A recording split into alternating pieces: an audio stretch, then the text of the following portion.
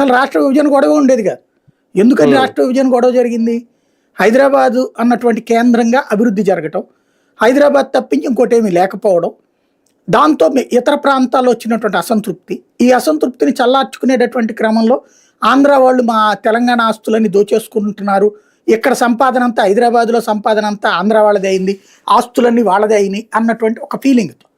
కాబట్టి అసలు అదే కనుక అన్ని ప్రాంతాల్లో డెవలప్మెంట్ ఉంటే, అవునా హైదరాబాద్లో తింటాడు మేము ఇక్కడ సంపాదించుకోవట్లేదు అని వచ్చేది కదా.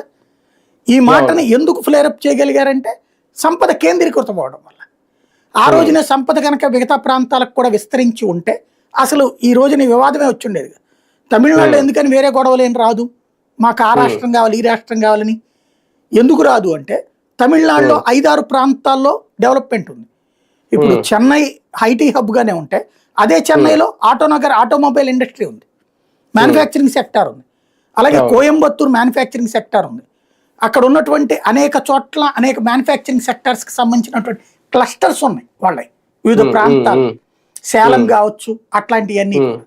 కాబట్టి తమిళనాడులో ఇంకొక కాంట్రవర్సీ రాదు. రెండవది పొలిటికల్ గొడవలు ఎన్నున్నా పరిశ్రమల జోలికి వ్యాపారం జోలికి పోరు వాళ్ళు.